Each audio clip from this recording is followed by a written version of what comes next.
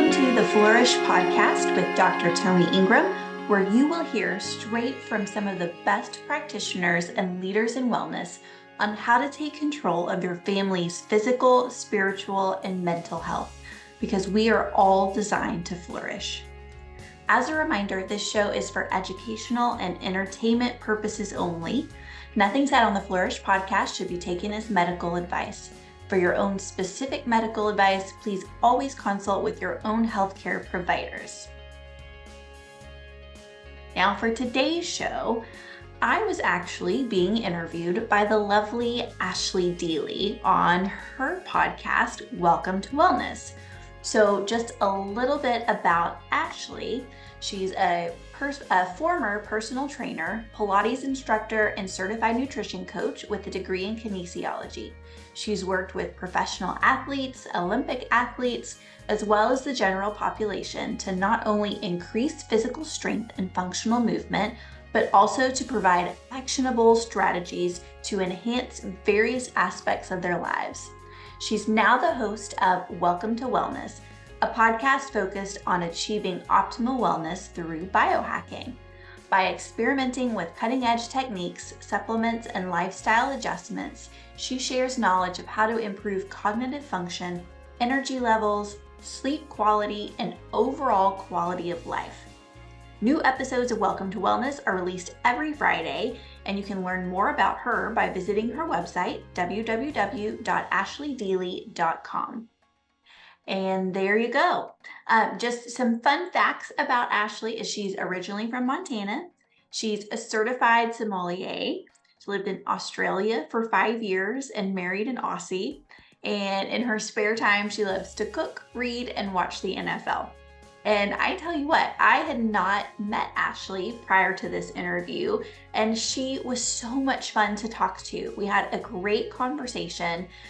It lasted a good while, so we'll see if the editors want to keep all of that in. But I think it turned out great. It was such a good conversation that we actually decided to schedule another interview, a part 2. So you will also be getting the part 2 in a couple of weeks as well. So I hope you enjoy. This was really a good, like I said, a fun conversation and a good overall, frequently asked questions that I get all of the time. So lots of good dental meaty stuff in there. And I hope you enjoy. Hey, Dr. Engram, thank you for joining the show. Thank you so much for having me. I'm excited to be here. I want to learn a little bit more about your specialty, which is being a holistic biological dentist. Can you explain what that entails? Yeah, absolutely.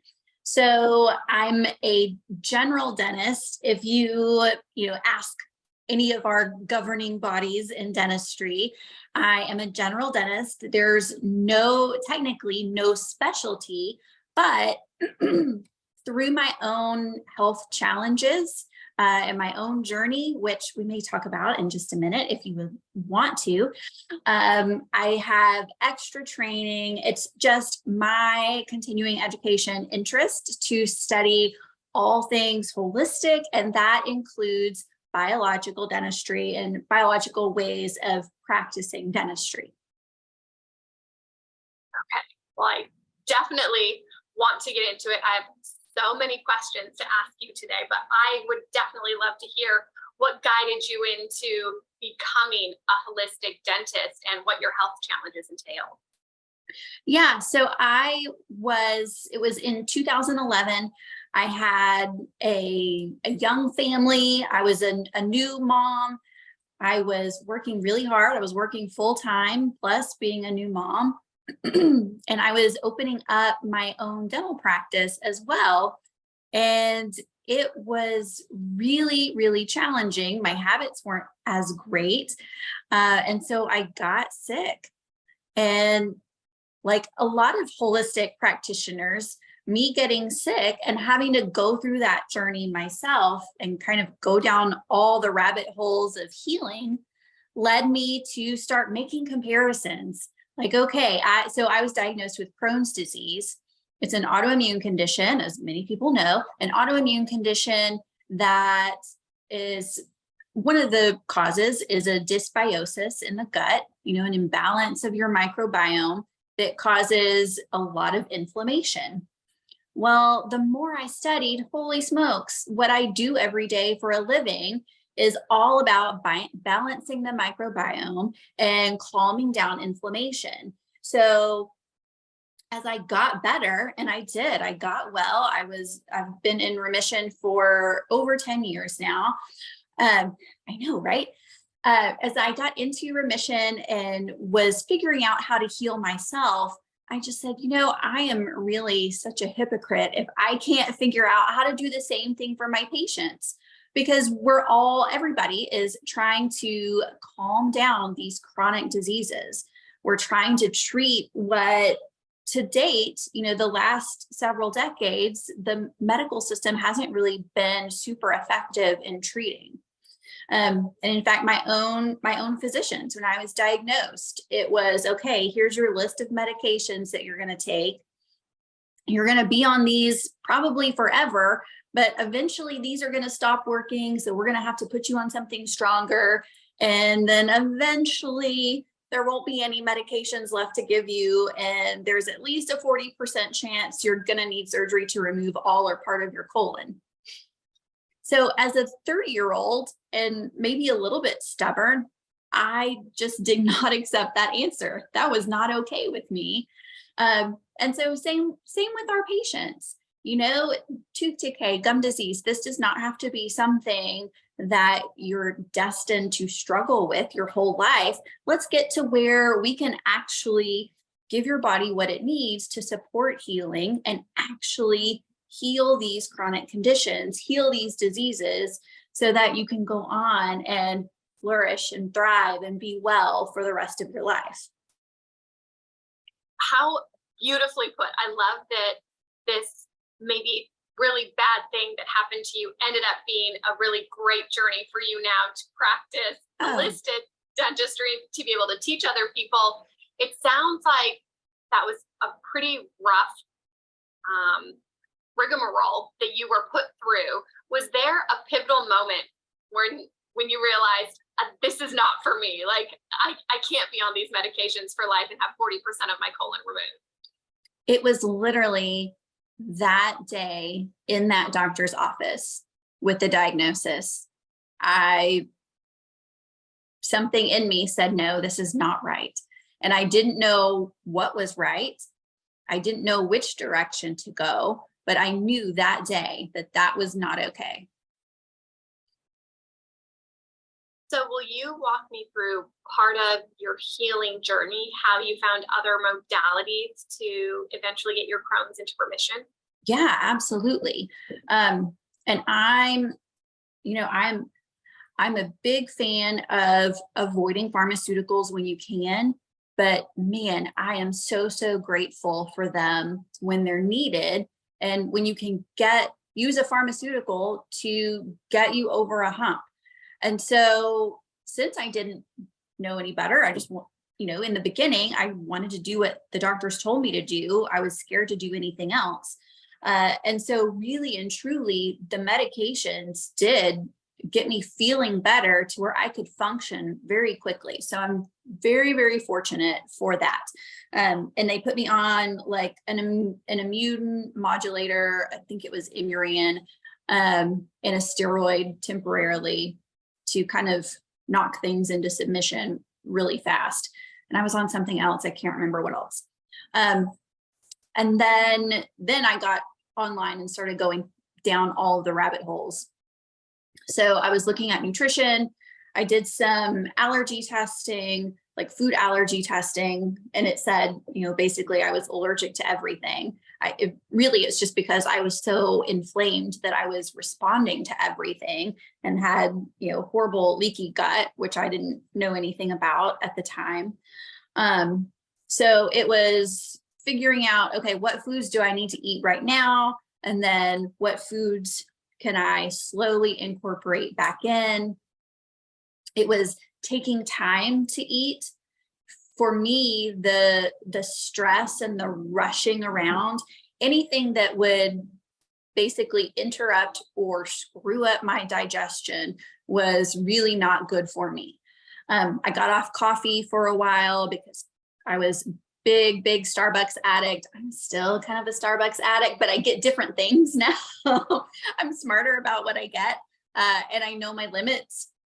And then also a big thing was, I was having horrible symptoms during dental school and during my first pregnancy. And I just didn't know that that was Crohn's, that was my gut saying, hey, you need help.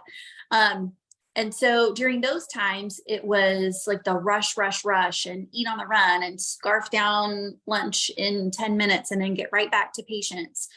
And so knowing that all of that really was not good for me and putting my foot in the sand and say, okay, I'm going to sit down and eat lunch, was really helpful. So it was like basic stuff. It was eating better foods that worked for me. It was not eating as much of the toxic foods that weren't good for me. It was resting when my body said I needed to rest. And it was sitting when my body said I needed to sit. I loved what you said about pharmaceuticals, that there is a time and a place for them. But it's funny to me that the mainstream medical system says quite often, oh, it's not anything that you're eating, but here, eat all these pills for the rest of your life. They literally told me, looked me in the eye and said that my diet had nothing to do with my illness. That's just stupid. That's heartbreaking. It's stupid. It's like that's the standard of care, though, right? That's the standard of care. Well, for people who don't know, I would love for you to give me a bit of some very basic, and I know they will be controversial topics between regular dentistry and your type of dentistry. And we can start wherever you want. Fluoride is always my favorite topic of discussion of how I believe it's all right in nature, but I always refuse it if the dentist that I go to says, oh, we're just going to put fluoride on your teeth. So I would love to hear some differences between regular dentistry and the way you practice dentistry. Yeah, absolutely. So we definitely want to talk about fluoride. That's a biggie. Another really biggie is those old silver fillings that are 50% mercury and how we handle those. So most dentists now are no longer using the silver amalgam fillings. They are 50% mercury. We were always taught in dental school that once they were mixed together and mixed with the other metals, that they were safe. But I've really seen too much evidence that there is still mercury vapor that leaches from those fillings in our teeth, in our mouths. And so anything that causes heat or friction in those amalgam fillings will cause mercury vapor to escape that can be absorbed through our oral tissues. We swallow it. It's just not good for us. Right? We were talking about the mercury fillings. Yeah. So when we remove those, if we remove amalgam fillings, a normal dentist, and how I was taught in school, is we just drill those suckers out of there. So if heat and friction is going to cause mercury vapor to escape, what do we think happens when I take a high-speed drill to that sucker? There's all kinds of exposure. And why OSHA hasn't started coming into dental offices to protect dental workers from this mercury exposure, I really have no idea. Why they haven't visited dental schools to measure mercury levels in the clinics in the dental school. Like when I took boards and I was in my first trimester of my pregnancy, absorbing all of that crap. So that part really upsets me. So a huge difference between more traditional mainstream dentistry and biological dentistry is that we have very specific safety protocols in place when we remove those amalgam fillings. No, we don't place them, but most dentists don't anymore. They're kind of outdated. But when we remove them, we have a checklist of everything that we go through to make sure that that tooth and that filling is isolated, that we filter the air, that the patient is protected, that myself and my assistant are both protected from mercury vapor in the air. So that's really a biggie. Now on the fluoride, obviously fluoride is another big one. And I would say the main difference there is it's not just about not using the fluoride treatments after you're cleaning. It really is taking it 2-3 steps beyond that. Is we've made a value statement that it's not going to be in our office at all. So we have to continually filter out the materials that we're using. We're always curating and looking at our products that we're using. Make sure that we're double checking the ingredient list, because believe it or not, when I buy dental supplies from my dental supply companies and we look at the packaging, it's not like the over-the-counter things that we buy where there has to be a label and an ingredient list on it.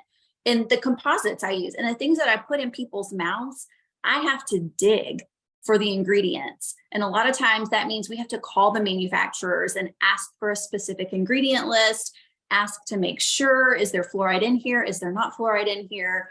We're constantly saying, oh, we thought this one was okay. Turns out it's not okay. And then we have to switch it out for something else. So just because someone is turning down that fluoride treatment in the dental office, just know that everything else that is readily available to us typically has fluoride in it. The toothpaste that's used, they're probably not filtering fluoride out of their water, so there's fluoride in the water, obviously. The composites that we use, the bondings that we use, it is potentially everywhere. Can you touch on why fluoride is in the water and why the government originally thought it was a good idea? So this goes right, kind of mid-century World War II era. They were finding, and results were really, really interesting, where they were seeing that communities where the fluoride levels were naturally very high, people had fewer cavities and tended to have stronger teeth. It's also interesting is that the ones with very high fluoride levels had this staining and modeling of their teeth as well, where they weren't quite so attractive. But that's another story. They didn't really connect. It took them a little bit longer to make those connections. And so the rumor is, it just depends on who you ask and where and when you ask. But the theory/rumor is that as World War II and all the industry, all the farming that was happening, it was a big booming time. And one of the byproducts of the fertilizer industry was fluoride. They didn't have really a good place to put it. So it was kind of what everybody thought as a win-win, is they could use this fluoride, this byproduct from industrial waste, basically, or fertilizer waste, use this byproduct in municipal water in order to decrease the rate of cavities for the communities where that water was. So that's kind of how it started. And it seemed to be fairly effective in the beginning. The ones who adopted this practice pretty early, cavity rates tended to go down, which was great. Fast forward several decades later, you actually start looking at data from other countries. The decay rates in other countries lowered the exact same as the decay rates in the United States, regardless of whether they added fluoride to their water or not. So it kind of goes back. You can see the same type of data when you start looking at the history of vaccines also, where same exact thing. You can see these rates of disease decline for a various number of reasons, whether that's better hygiene. I think that's probably a really big one. Better hygiene, better knowledge, more preventive care. All of these things were leading to a decrease in disease, but it just so happened to be around the same time as adding fluoride to the water. And so fluoride gets a lot of the credit for that. So it's really interesting. You know, I really do think that people have good intentions, and I want to believe that, but kind of like a lot of other things in the last 3 years, where you start to question how good really were everyone's intentions when those decisions were being made. So that's kind of how water and fluoride got started. Is it true that mercury is still taught in dental school and dental hygiene school as a preferred method for filling cavities?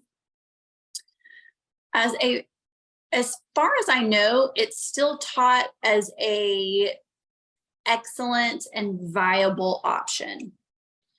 Now I don't know, it's me in dental schools. I'm not up there hanging out anymore. Once I was done, I was kind of done with the dental school people. Mostly because I'm now one of the people they told me to stay away from when I was in dental school.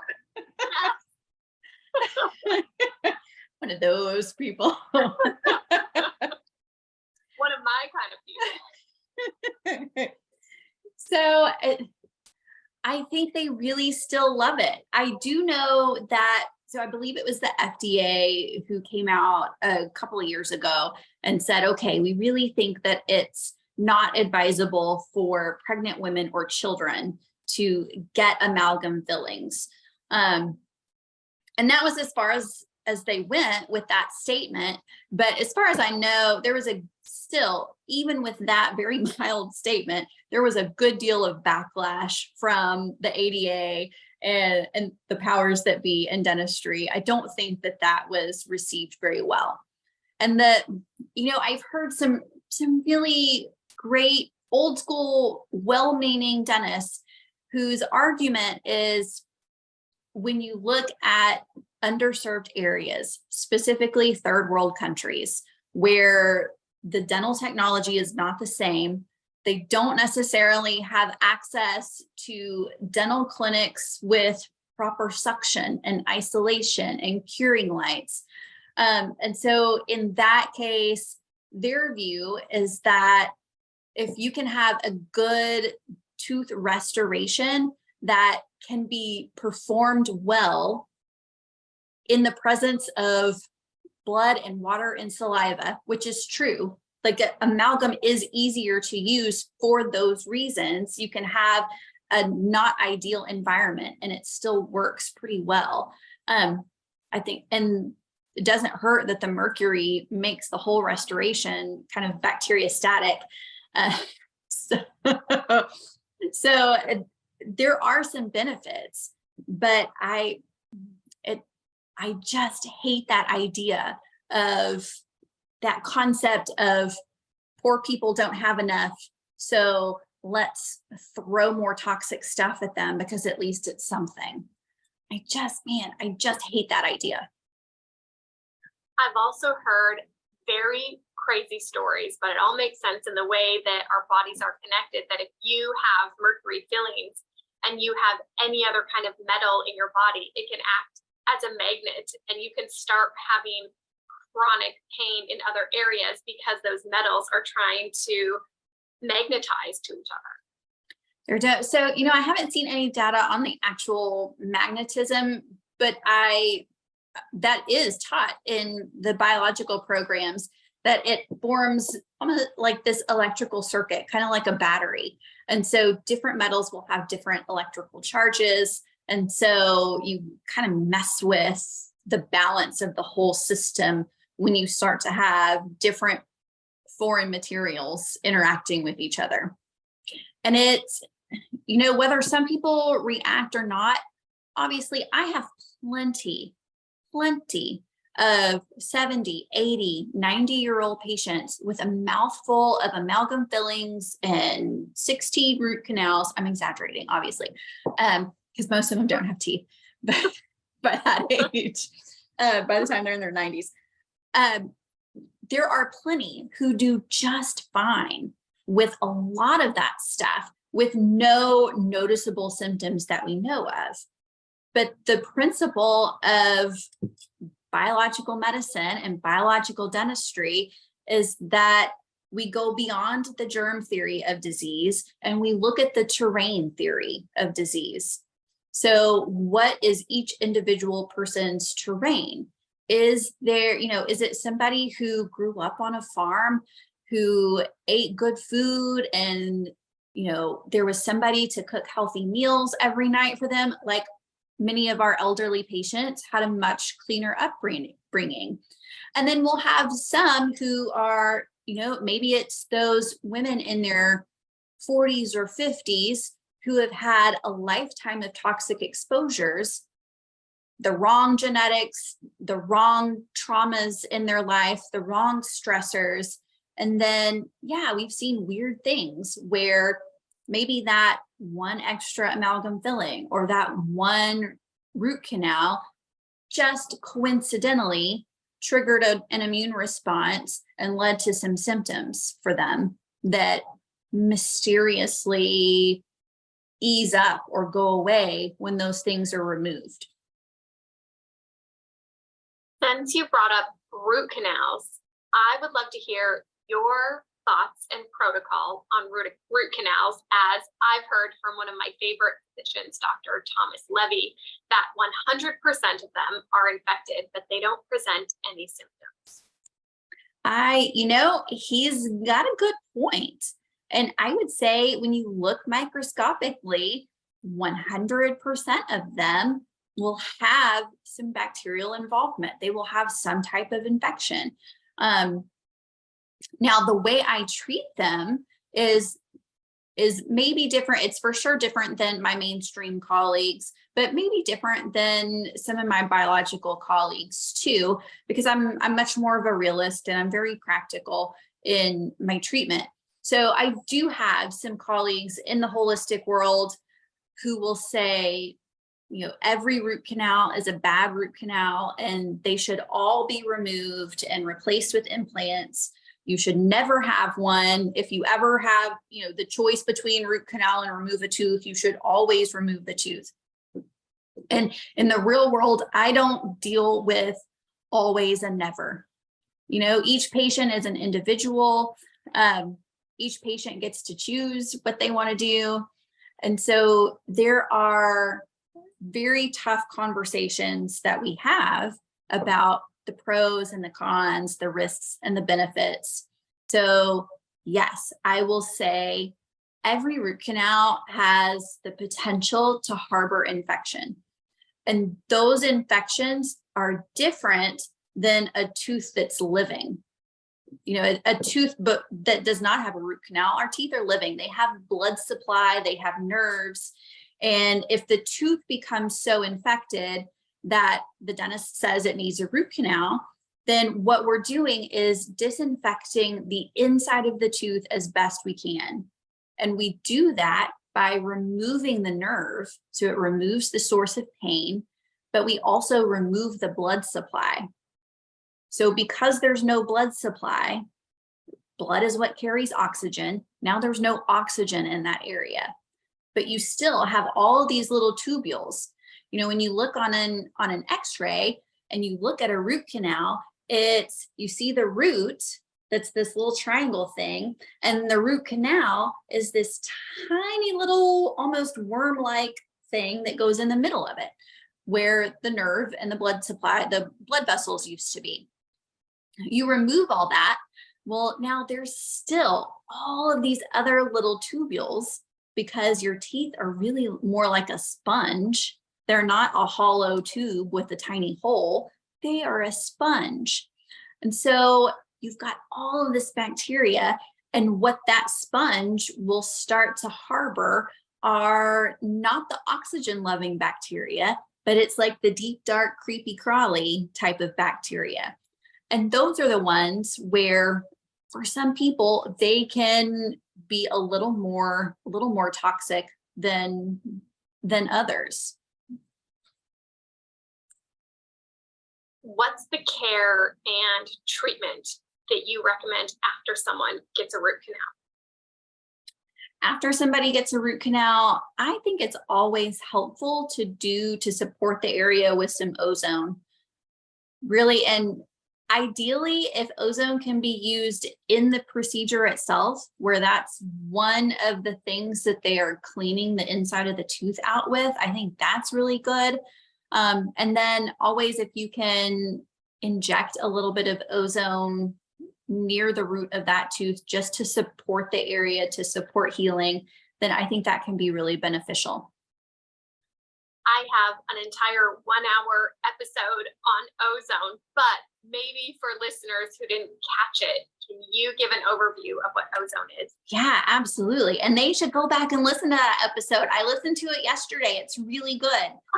Thank you. I love my naturopaths who are using ozone in all kinds of ways. I've even got a couple of like ozone clinic, ozone spa type of places in the Metroplex that I send patients to frequently too. So ozone is basically supercharged oxygen. It is the cleanup crew of our atmosphere. So when you hear the weather guys talk about high ozone levels, it's not because ozone is bad and dangerous in itself. It's because ozone is the cleanup crew. And if the environment, if our atmosphere is really highly polluted, then more ozone will drop from the higher levels of the atmosphere into the lower levels to help clean up all the crap, basically. And it's, on a granular atomic level, the oxygen in the air is O2. It's 2 molecules of oxygen. Whereas when you put an electric charge to that, like in a lightning storm or an ozone generator, if you apply an electric charge to it, then it'll form O3, so 3 molecules of oxygen. And that O3 is very unstable. It's a very strong oxidizing agent, so similar function as bleach in oxidizing things. And it does a really, really effective job at oxidizing or killing, basically, any kind of bacteria, fungus, viruses. It will help break down and help us process our unhealthy human cells. But then our healthy cells that do still have good antioxidant structures around the cell membrane, those healthy cells, it will provide a really good boost of oxygen to help upregulate the immune response of those cells. So very, very effective. Similar almost to an antibiotic, but obviously without the same unfortunate gut effects that antibiotics can have. And then obviously the dosing, the application is way different because there's no pill for ozone, basically. Thank you for explaining that. On the flip side of that coin, what's the worst thing you can do after having a root canal? Oh, good question. The worst thing you can do after having a root canal, I mean, probably just adding more toxic crap to your body. I mean, I guess if you went and had some really delicious fast food, and then stood under a telephone pole with crazy high, or a 5G tower with crazy high EMFs. And then and then on top of your root canal, you put a metal crown that's a different material than another metal crown in your mouth. Okay, good ideas to avoid. Right. I learned this in Chinese medicine, and I'm not sure if it's the same for biological dentistry, but I learned that every tooth is connected to an organ. Can you elaborate on that? Yeah, so I love to pull out that tooth meridian chart. And I love explaining it to patients too, because the ones who know are like, ooh, yeah. And the ones who don't know are like, what the heck is that? What do you mean? And so then we get to go into, okay, this is my fun Eastern medicine moment. Like, I'm not trained in Eastern medicine, but this is what little bit of Eastern medicine I have been trained in. And it's that energetically, that each tooth in our bodies is connected to a different organ, a different system, a different part of the body. And so when Western medicine, or when, the typical things that I was taught in dental school, when they're not giving us really clear answers, then it's really helpful to go to that tooth meridian chart and say, okay, well, then let's look at this. Are there any correlations that we see here? And that, when we're talking about root canals, especially, that can be really helpful, because let's say somebody does have a root canal and they're worried about it, but there's nothing clinically that I can see wrong with the root canal. But still, the patient's very holistically minded. They're worried about having a root canal, period. Then, okay, we go to that tooth meridian chart and we'll say, okay, let's say there's a root canal on tooth number 3. Tooth number 3 is connected to breast tissue. So are there any problems with your breast? Do you have a history of breast cancer? Do you have a family history of breast cancer?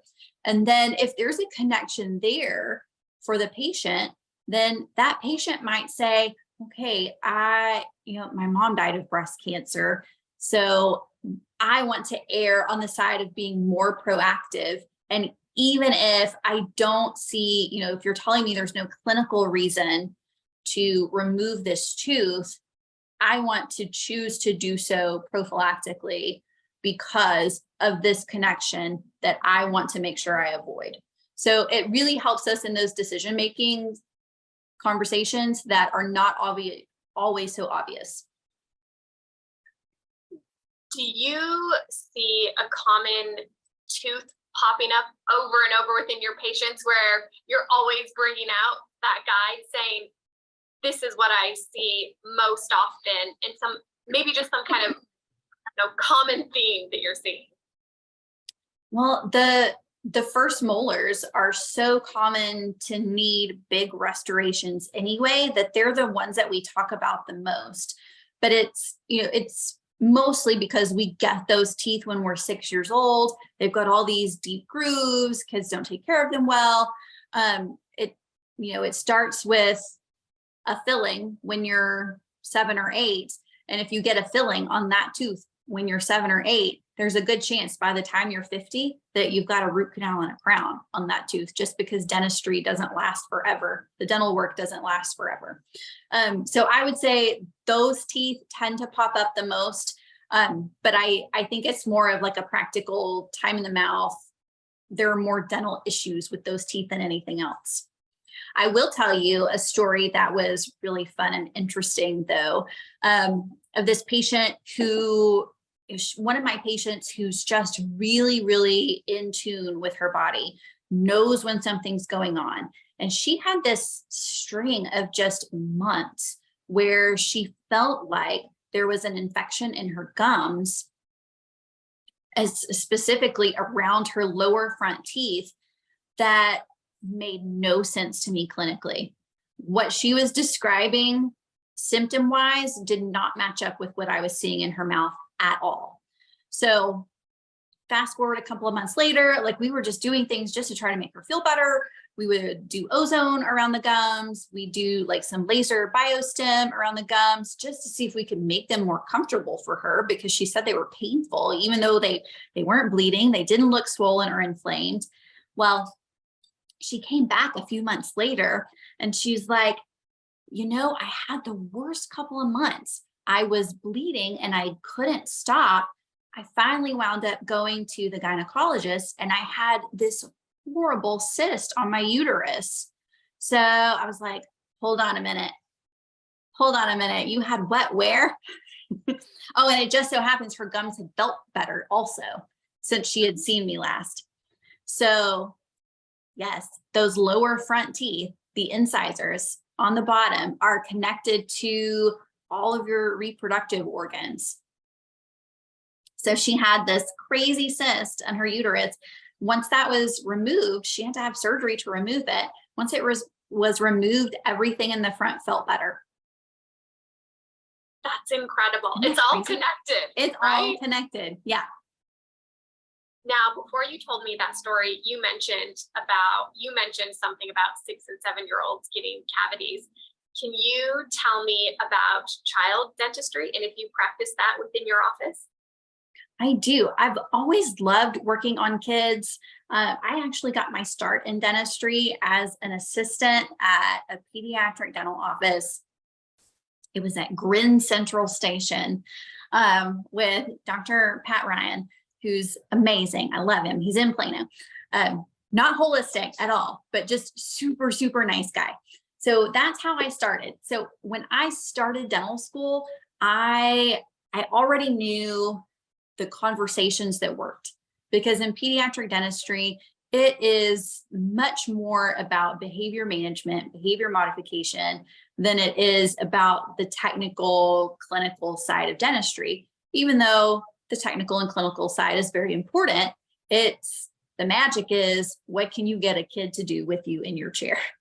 So I enjoy seeing kids. We see a lot of kids. We see a lot of young families in the practice, and that really has kind of become our biggest niche, is really those young crunchy families who want to, a lot of them homeschool, who want to do things more safer, who want to do things safer and more naturally. Let's see. So when we're talking about what we actually do different, we work a lot in prevention and habit formation and diet conversations. Those are probably our most common things. I was a personal trainer and Pilates instructor for 7 years, and I never put 2 and 2 together. Even though my little sister is a dental hygienist, I never really put 2 and 2 together.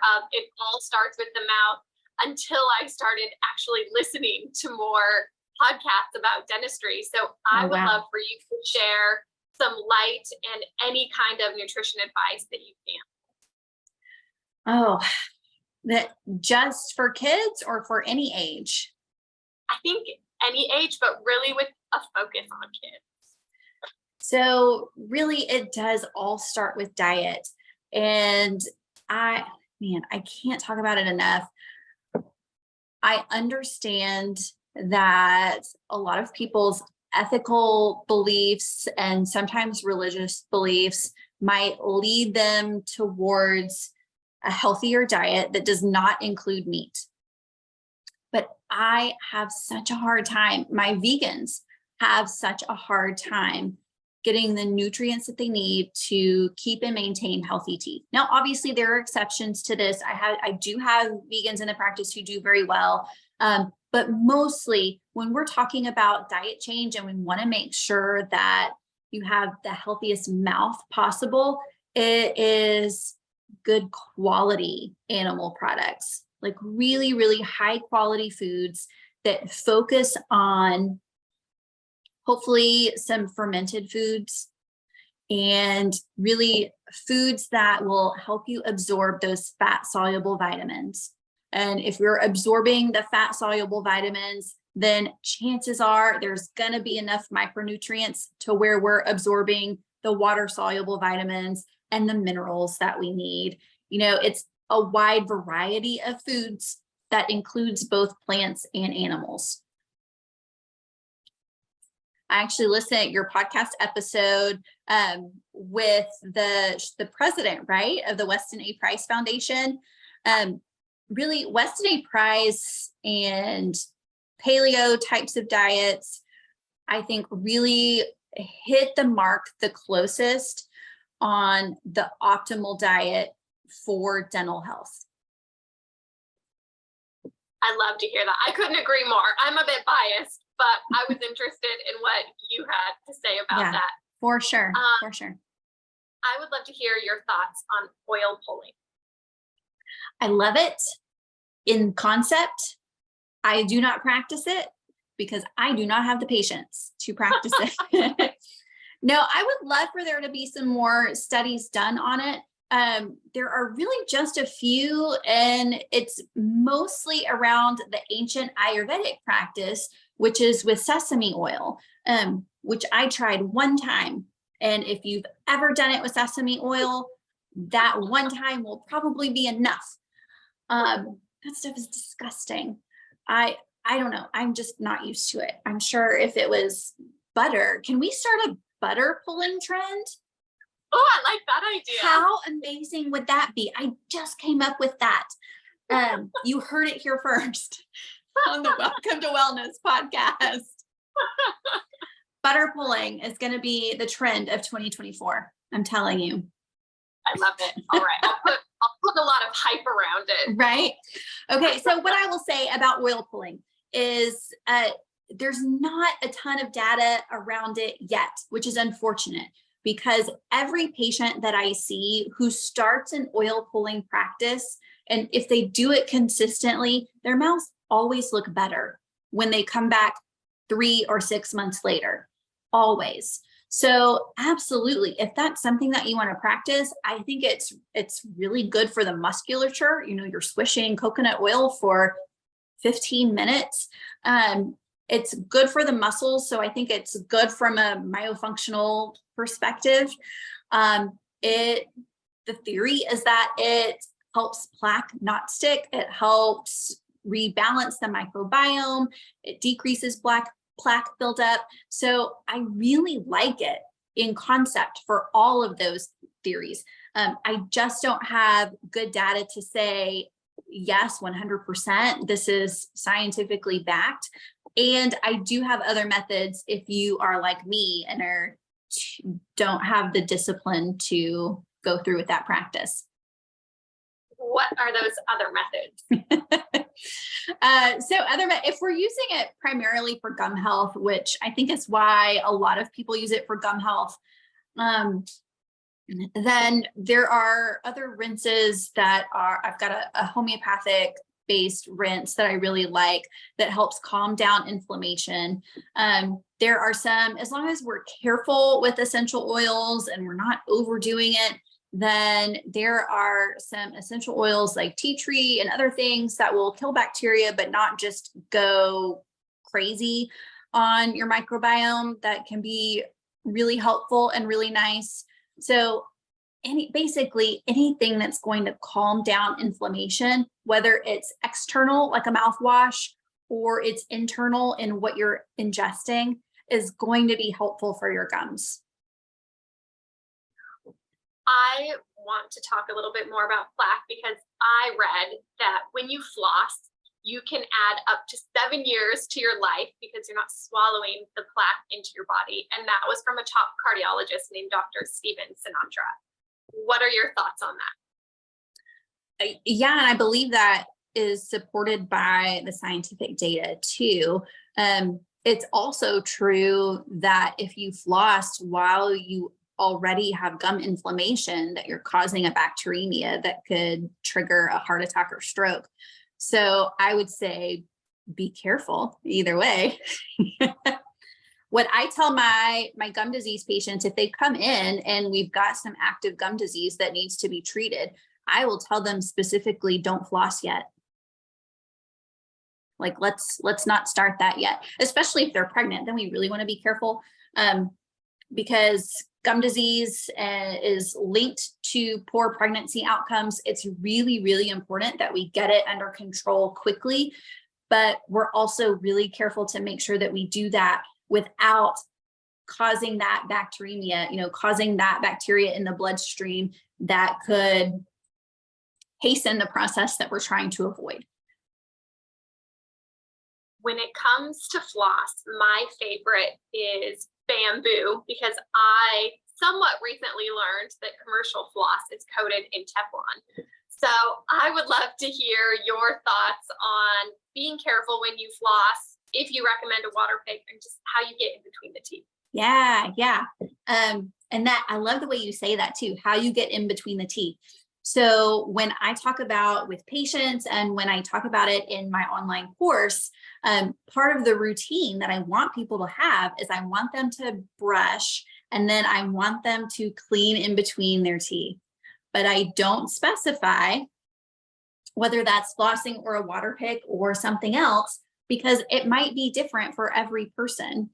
And we do want to make sure that we're careful and that we're doing things, we're using methods that are effective for each patient.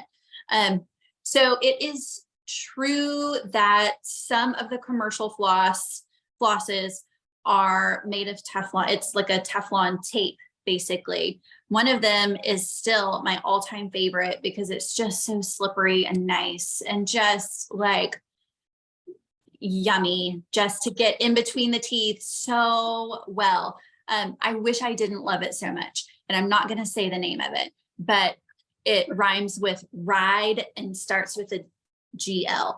I knew it. I knew it. It's my favorite that I hate to love. So I love the bamboo flosses, and I love any kind of natural fiber that's used as floss. So yes, if you can find one, especially if it's waxed or it's in a tape shape, then those can get almost as nice to use as Glide. They just don't slide the same way.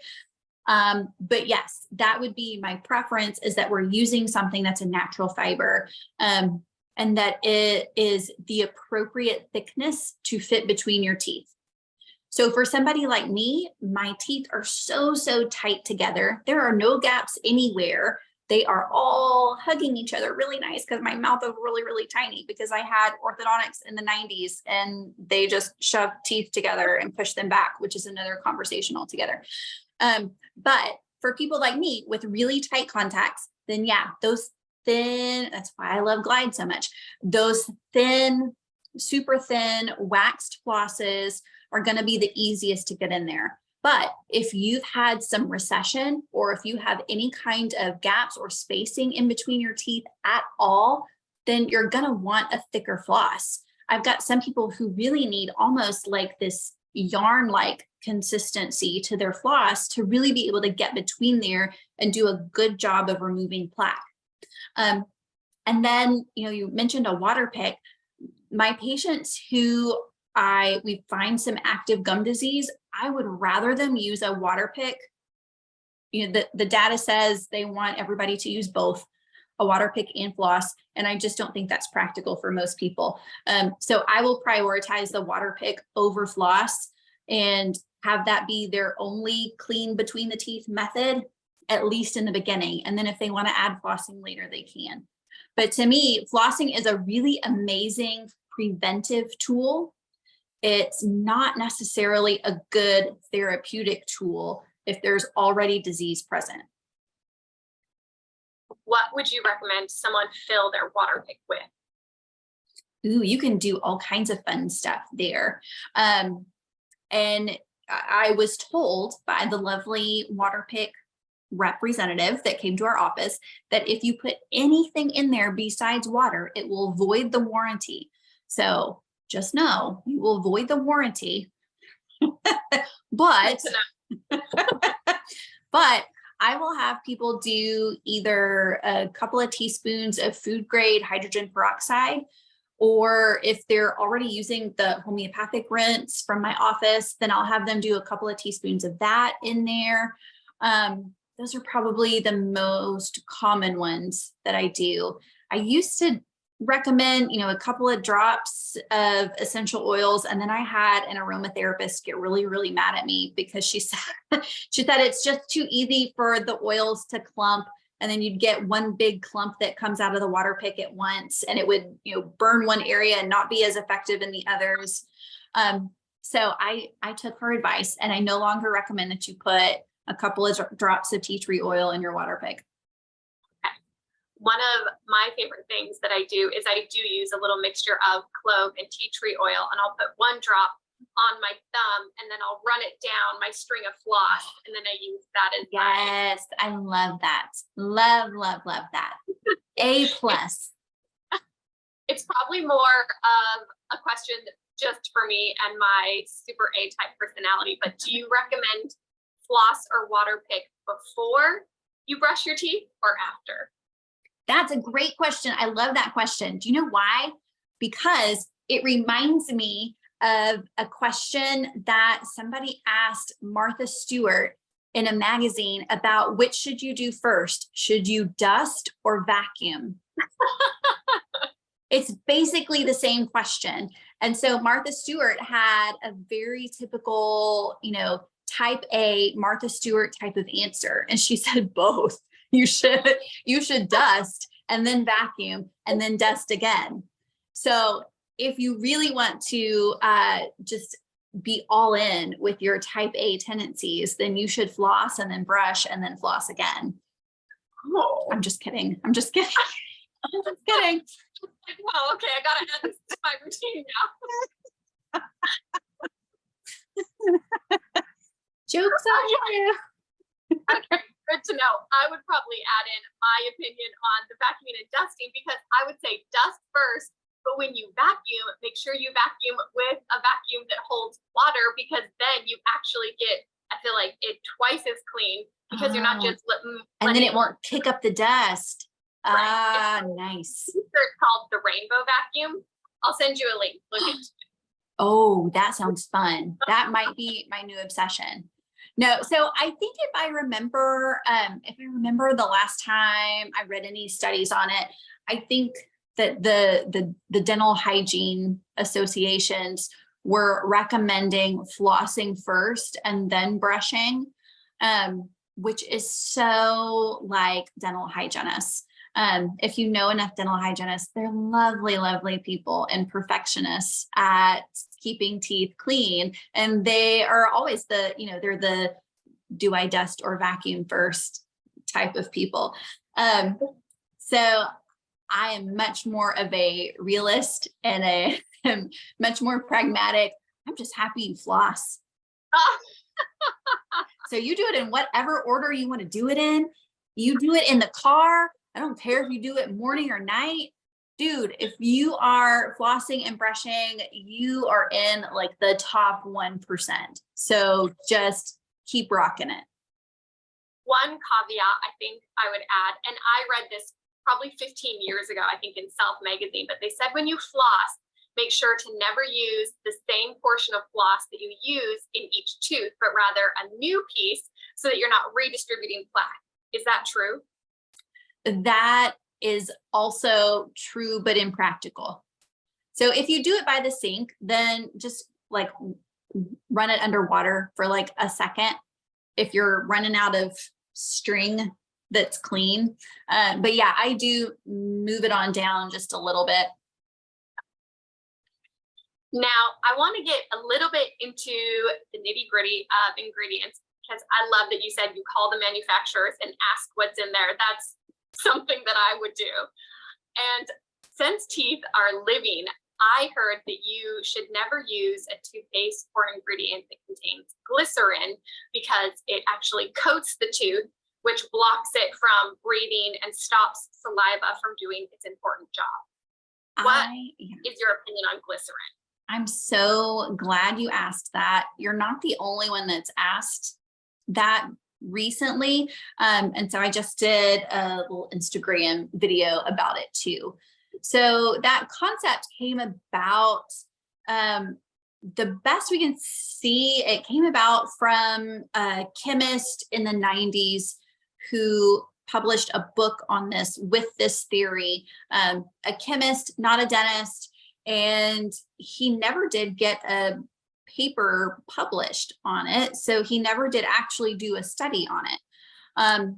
So I understand the theory and the science of it. It makes a little bit of sense to me. So I get where it comes from. And then there were a couple of holistic bloggers who really took that idea and ran with it. And I think made it really, really prevalent online and in all of our crunchy circles where we get all of our information from. But there's just no data to support that glycerin is harmful at all. So I say use what works. You know, if you've got a toothpaste that you love that seems to be effective and it doesn't have glycerin in it, there's no reason obviously to go seek it out and go try to find it. But most of the time glycerin is from pretty natural sources. Usually the manufacturing is relatively clean. So I really don't mind it. It helps the mouth feel of a toothpaste. And so it helps that cosmetic feel that toothpaste has. It makes water cling to it a little more easily. It's very water soluble. It's soluble in saliva. So it's not staying on the teeth. So the fact that it's, you know, I don't understand the theory of it making almost this barrier around the teeth that keeps beneficial ingredients from absorbing into the tooth. I just don't see the data for that. And some of the toothpaste that we use in our office that in my practice have been very effective do have glycerin in them. Okay. Good to know. I'm glad you broke that myth for me. Can you explain the difference between microcrystallized probably messing this word up, hydroxyapatite versus nano Hydroxyapatite is how we said it in dental school in the old stomping grounds. And yeah, so the crystalline structure, it's basically just the size of it. And the nanoparticle calcium hydroxyapatite is going to be more readily absorbed into that enamel matrix, into the crystalline structure of the enamel than the micro hydroxyapatite, which is better absorbed into the tooth enamel than just your standard calcium hydroxyapatite. So the smaller the particle gets, the more easily absorbed. Two of our most popular toothpaste, one uses a microparticle, the other uses a nanoparticle. And my understanding from what I've researched so far is that the nanoparticle is more of a manufactured product, whereas the microparticle is able to come from natural sources. Can you tell us what those natural sources are? You know, that's a good question. My understanding is that it's bovine most of the time. Yep, that's been my research too.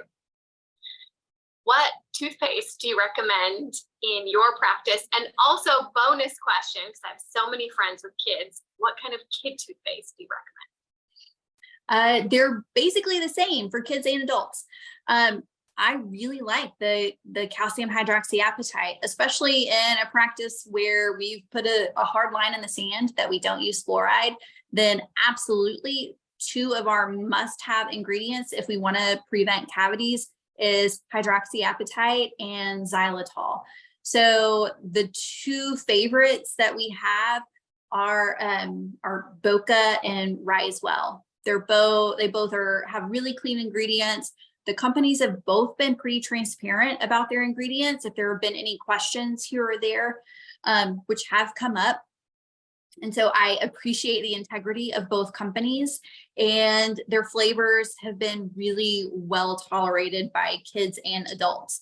So both of them have different types of mints. They've got super fun, sweet flavors for kids like cake batter and orange cream and cocoa, ginger, and all kinds of things. So those are my probably the two that we use the most. There is another one that sometimes we'll use not sometimes, we use it pretty often therapeutically. It's from a big brand, from a big dental supplier.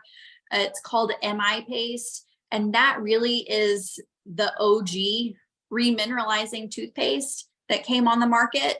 And that's where really primarily the best research on remineralizing toothpaste came from, is from GC America, who manufactures MI paste. And MI paste is great. But because it's from a big dental supplier, a big manufacturer, the ingredients are not nearly as clean. So very, very effective. There is a version without fluoride, which is the version that we use in the office. And so we use that with, if do we want something that has more data behind it, more proof of efficacy, or is our priority more clean ingredients? And we make that judgment call with the patient. Why is remineralizing toothpaste important? Well, it's really how our teeth protect themselves from cavities. So anytime we expose our teeth to lower pH saliva, and that's if we are eating carbohydrates, really eating just about any meal at all, we're going to lower the pH of the saliva. And when the pH of the saliva is lowered, that acidic environment is going to weaken the tooth enamel. It's the same way that the bacteria in our mouths can cause cavities, is the bacteria will excrete acidic waste. They basically poop acid on our teeth, and that can break down the enamel over time. I know it sounds gross, right? But I like to say poop acid to the kids, especially. That's the most fun. So anytime we eat, the pH will lower. And then over the course of, in a healthy mouth, over the course of the next 20 to 30 minutes, the pH will naturally raise back up to a more neutral level. So when that system is out of balance, either there's more bacteria creating more acid than our buffering capabilities can handle, or we're ingesting things that are very acidic, our lemonade soda type of people, all of those things can disrupt and delay the natural remineralization of the tooth, which can make you more prone to cavities. So anytime we can speed up that remineralizing process, we are protecting those teeth from cavities and just bulking up the strength of the enamel. I've heard, and maybe this is just a rumor, but I've heard that you shouldn't brush your teeth right after eating or drinking because it can really disrupt or be really bad for the enamel. Is this true? Very true. Very true. You want to wait at least 20 to 30 minutes to give those buffering capabilities time to do their thing, or you can cheat. You can cheat it, and you can have something with xylitol in it, or even rinsing with like a sodium bicarb product, some like a rinse with a diluted baking soda, something that can stimulate the pH of the saliva to raise really quickly. Now, I've heard you mention the rinse, that homeopathic rinse that you have in your office. Are you able to share that recipe? It is we purchase it. It's available for practitioners only. The name of the company is Stella Life, and they have stellar results behind their products. Did you get that? Yeah, got that. So Stella Life, we've used for years in the office. We have very, very good results in soft tissue healing when using their products. And so it's, like I said, it's been my favorite for years. And if someone wanted to make their own mouth rinse, would you recommend that bicarb mix, diluted bicarb? Okay, so a saltwater rinse. Yeah, so a saltwater rinse that you can beef up with a little bit of tea tree oil, maybe some clove, maybe a little bit of frankincense in there to support gum health. Now, if we're talking tooth health, then I absolutely want some sodium bicarb in there, and I want some xylitol in there. You can get granulated xylitol. Sometimes you can even find it powdered, or you can powder it yourself to make it a little bit easier to dissolve. What are your thoughts on mother of pearl, adding mother of pearl to your toothpaste? I love the concept. I haven't seen it much in practice, but from just scientific knowledge, it seems like it would be a great idea. I just haven't seen before and afters to confirm how effective it is. I would be remiss if I didn't ask you if you're able to reverse or slow down gum disease. Heck yeah. Yeah, we can. Did you say gum disease or tooth decay? Because we can do both. Let's do both. We can do both for sure. So gum disease, absolutely. Gum disease is so, I love treating it. It's kind of my favorite because we can get such quick wins with gum disease. Tooth decay is harder because the wins are a lot slower. So you got to play the long game with tooth decay. But with gum disease, we can make quick progress really fast. And what's interesting is it's very similar to diabetes in that used to 20 years ago, the common knowledge was that it couldn't be quote unquote cured. It could only be managed and maintained. That's what they would say about diabetes. That's what they would say about gum disease. Well, now we know for both of them, that they can be reversed, they can be healed. Yeah, you'll have to always be careful. Once you have it, you'll always have that tendency, but we can absolutely get it to reverse and heal. I love that. And also, I know it might be a bit controversial, but can you also slow down or stop the formation of cavities? Oh, 100%. 100%. Yeah. Now, when it gets tricky is when we have to have the conversations with, it's usually with parents about, can we reverse this particular cavity?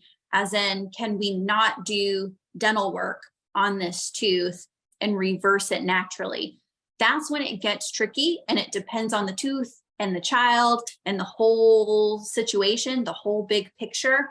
Because once tooth structure is missing, once you've had enough acid dissolve part of the tooth, then it's really hard. You're not going to get tooth structure back. Once there's a hole, I have not yet seen a hole fill in, but I have seen broken tooth structure get hard again. So it is possible to get it to heal, but once we've gone past that enamel layer into the dentin, it's much, much harder, and it's harder to keep it stable. Okay. I have a few personal questions for you, and I would love to know, what's your source of motivation for getting up in the morning and going to work every day? Well, one is my kiddos. I've got 2 growing girls, and I get up and go to work and sometimes miss more than I wish I missed with them. So I hope that at least while I'm there, I'm helping people and doing so in such a way that it makes them proud and inspires them to go and do what they love and love who they do it with, like I do. So that's my biggest motivation. My second is that, I had a normal dental practice in another town for almost 9 years, that I absolutely loved, but I was really burnt out. The normal way of practicing dentistry was tiring and frustrating, and was really disheartening in a lot of ways. And so for me to be able to have a practice where I get to work with people who share the same values that I have, who take ownership and accountability for their own health, just like I do for my own health, to be able to really make a difference in people's lives and not just, do the drill, fill, and bill. There's nothing wrong with doing some really good restorative dentistry. That can be life-changing too. But to really sit knee to knee, eye to eye with people and get them to participate and get them to get their bodies to heal and do what they're supposed to do, that gets me so excited. So, so excited. Now, I know this isn't a personal question, but I did read it on your website. And I had a client one time when I was a trainer who I referred to my little sister, the dental hygienist. And when my client went there, she put herself a 10 out of 10 as being very scared and anxious to see the dentist. So what do you do in your practice to calm anxious patients? You know, it's unfortunately, or maybe fortunately, a really big part of my job is managing anxiety and helping walk through a lot of dental anxiety with patients. And it might even be more so in the patient population that I serve now. I don't know if that's because there's, a lot of us just have a general distrust for all of healthcare, whether that's just a holistic thing or a COVID thing or a combination of both, probably a combination of both, where there's a lot of trauma and a lot of mistrust around healthcare in general and specifically around dentistry. And so we pull out all the stops and we try to meet patients where they are in terms of their dental anxiety. It's a real thing. I've had people have panic attacks in the chair, getting ready to start an appointment. And so it's something that we just learned to manage. If we can manage that with breathing exercises, with, just the environment, with calming music, with sometimes gadgets, I've got an alpha stim device that can be really helpful for some people. If we can manage it that way, obviously that's our preference most of the time. But for others, it's either their anxiety is too great or they just don't want to manage it that way and they would rather nap through the whole thing. Then that's another one of those times where we're so thankful for pharmaceuticals. Right. So I have a colleague that comes in and will provide IV sedation. We have a pediatric anesthesiologist that comes in and will help with our kiddos, and then someone else who works with our adults. So we can make dentistry as easy as it can be. What's a common misconception about biological dentistry that you think most people get wrong? Well, there's a funny story about in the early days, right after I came out as a holistic dentist. And one of my patients went to go see an endodontist. That's just a root canal specialist, had a root canal. He came back to see me. And this was before that endodontist knew that I considered myself a holistic dentist. And so this endodontist and my patient were having this conversation and then kind of joking about holistic dentistry. And his joke was, oh, what do? Do they just sit around a candle and sing Kumbaya and hope that your cavity goes away? So, so I would say some of the misconceptions about biological dentistry are, some people think that we don't use any kind of medications or any kind of pharmaceuticals. That's obviously not true. I think they have a time and a place. I had one person one time who didn't even think that I used numbing shots because it was a medication. So they wondered if they were going to be able to be numb for their procedure. Like, oh gosh, yeah, I wouldn't be able to do work on most people without some numbing. That's really a big one. And then I think we have a reputation of being overly aggressive where we shouldn't be, meaning, removing amalgams that don't need to be removed, removing root canal teeth that don't need to be removed. It's obviously that's always, if a patient wants to do dental work that's more prophylactic or it's more elective treatment, then as long as it fits within my ethical scope of care, then I'm happy to do something for a patient that's elective. knowing that the patient knows that it's elective treatment. And then on the opposite end of the spectrum, sometimes we have a reputation of practicing supervised neglect. Because we don't like when patients need root canals, we prefer that patients don't get root canals. Sometimes we might give off the impression that we're not doing needed dental work. And that's not the case either. Again, it's case by case basis, depending on what the patient needs and what the patient wants, then we help walk through those decisions with them. Let's say someone's on a budget and they can only afford to visit the dentist once a year. What are some options for basic mouth and dental oral hygiene to keep your mouth as clean as you can?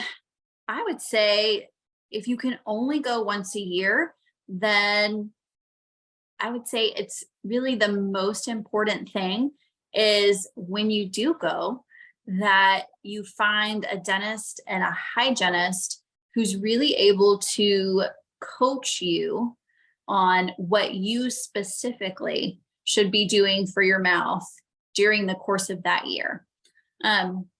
Because most of the time, if you're going to a really busy practice, especially a lot of our really high volume insurance-based chain type of practices, they're getting you in and they're doing their thing. You're getting a cleaning, but you're not getting the education piece and you're not getting that relationship and that conversation. Then you're not going to know what to do to be able to avoid keep coming in. So really it's about individual needs. I would say, yes, you need a good routine morning and night to take care of your teeth. That's going to look different for every patient. Usually it's brushing a couple of times a day. It's cleaning in between. It's, ideally tongue scraping once a day. A rinse might be helpful. It might not. If you're just picking something off the supermarket shelf for a mouthwash, then that's really just mouth perfume. It's not doing you any good. So that really is the biggest thing. Is it every person is an individual, and it's most important to find a good team that can help guide you on what to do at home. I'm so glad you said that. And I can't believe I forgot to talk about mouthwash. I like that you called it mouth perfume. I also like to call it an endocrine disruptor. Can you, I know we're getting close on time, but can you tell us about the dangers of mouthwash, commercial mouthwash? Yeah, so I used to be a straight up Listerine addict, especially when I first started in dentistry as a dental assistant. And we just had the big pump bottle of like this huge industrial size pump bottle of Listerine with the cups next to it. So in between, like every 2 or 3 patients, I was getting a little pump and doing a swig and rinsing. And it was great. And it would burn like heck. But that was great because it must be working if it's burning, right? So all of those commercial mouthwashes will typically have an alcohol base. That's part of how they're preserved. They're going to be mostly alcohol, and a lot of them are going to be really highly acidic. Some of them as acidic or more acidic than soda. So not only are we doing more harm than good to our tooth enamel if we happen to be one of those people who's prone to getting cavities, but also it's going to dry out the soft tissue in the mouth. So over time, you're really not doing that much good in terms of gingival inflammation. So it's not really helping your gum disease status at all. And if anything, it's really the equivalent of taking a blowtorch to the garden when really you just need to pluck a few weeds. When we're talking about your microbiome, if you want to knock everything out like an antibiotic would do, well, Listerine, Scope, those type of mouthwashes, it's all basically the same. It's like a blowtorch.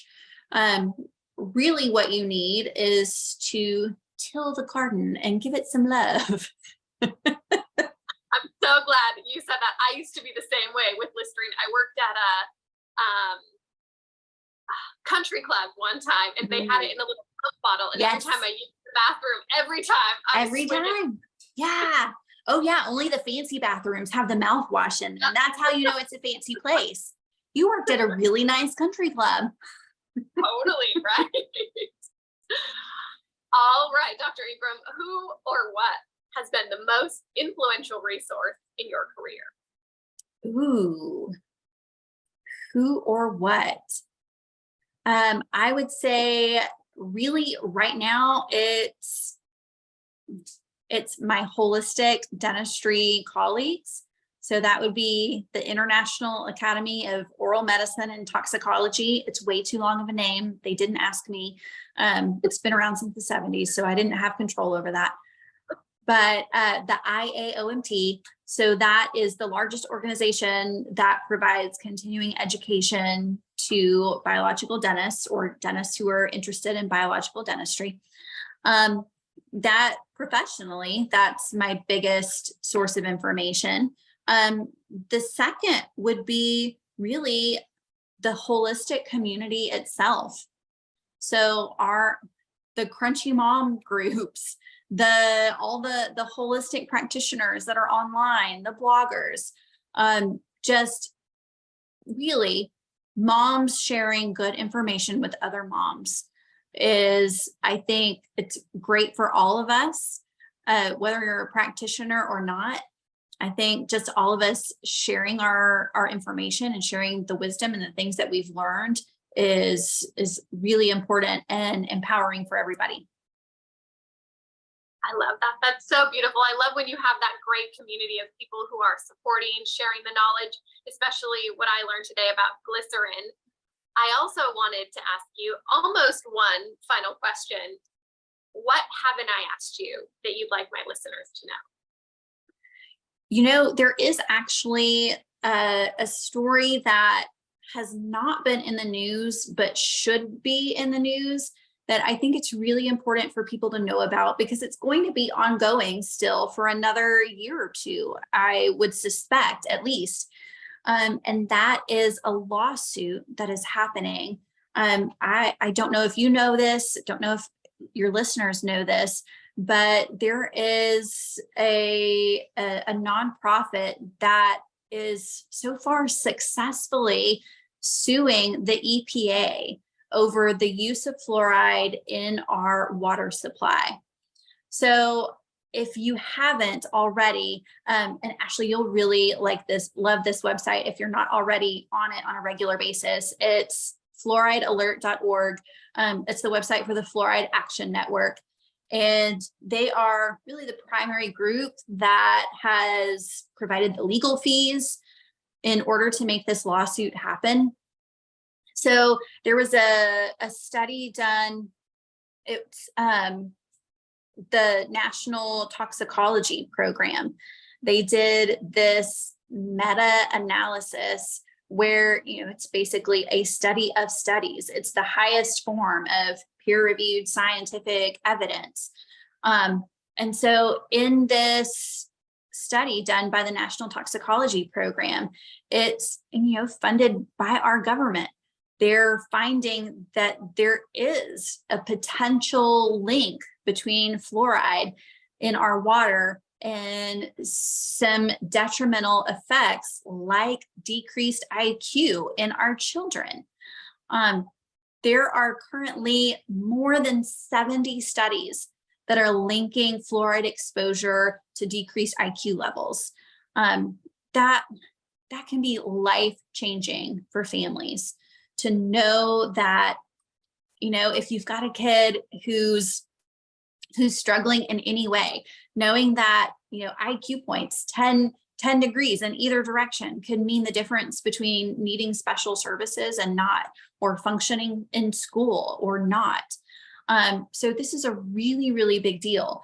And the HHS Secretary, Rachel Levine, was really instrumental in making sure that the public did not get to see this review by the National Toxicology Program. And luckily, a judge finally compelled them to reverse that and has released the study so that it's available to the public. So I really would encourage everybody to visit Fluoride Action Network, support them in any way that you can, even if it's just with your prayers, and to keep up on the news around that lawsuit, because it's going to be ongoing for a while. You know, the legal system takes a really long time. So I think it'll be really important for all of us to make our voices heard when it comes to what's actually in our water. You know, do we want to get a say in the medications that we're exposed to, or do we not? I love that. I'm so glad you brought that up, because I hadn't heard about it. I had heard about separate lawsuits about people winning for being injured from the COVID vaccine and successfully winning those lawsuits. There's only a handful of them so far, but wherever we can take our wins. Yeah, just keep them coming. We'll keep praying for all of them. Where can listeners go to learn more about you? Listeners can find me just about anywhere. I would say we're probably on Instagram the most. So you'll have a link to our Instagram. It's just Flourish Dental Boutique. We have a podcast as well. And one of our podcast episodes, one of my hygienists and we talk specifically about the lawsuit that we just mentioned. And so the name of the podcast is the Flourish Podcast with Dr. Toni Engram. And you can find us online. Our website is www.flourish.dental. And our practice is in Richardson, Texas. Which is close to Plano. Is that correct? If someone's looking for an airport into? Yeah, we're like literally a rock's throw from Plano. Okay, great. Well, I feel like I might have to make my way down there, because so far I haven't been able to find a biological dentist where I am. I had a horrible dental experience, which I'm sure I can tell you about another time. So I am so thankful that you exist, that you are a holistic biological dentist, because I feel like the world needs more people like you. I'm really sorry to hear that you had such a horrible chronic disease, but I'm really happy to hear that you overcame it and you came out through the other side, and now you're helping other people. Oh, Crohn's was the best gift that God could have given me, really. Aside from my kids and my husband, you know. Crohn's was the best gift for my career. How about that? Oh, good. Good way to look at it with the silver lining. All right. Well, Dr. Engram, thank you so much for being on the show. I'd love to have you back. We can get a little bit deeper into orthodontics, which I know we didn't get to today. But I would love to have you back. I had such a great time and I learned a lot. Oh, I'm so glad. Yeah, we didn't even get to all the fun stuff. Growth and development, Weston A. Price, Airway and Breathe, and John Nestor's book. Oh my gosh. Questions on there. So for the sake of time. Okay. We'll make a list next time and we will go over the airway, the breathing, the jaw. We'll do it all. Tongue ties. Holy smokes. We have so much to talk about. Okay. Well, I look forward to scheduling that next one. I really appreciate your time. Thanks for joining us on the show today. Oh, you're welcome. Thank you so much. Bye. Bye. All right, folks, I hope you enjoyed the interview today. Stay tuned for the next episode where we continue the conversation. We do a part 2 with Ashley where we get even deeper into airway and tongue tie and all of the things that we didn't have time to talk about in this episode today. So don't forget to come back in a couple of weeks, check out the next episode. I hope you enjoyed this one today. Have a good one.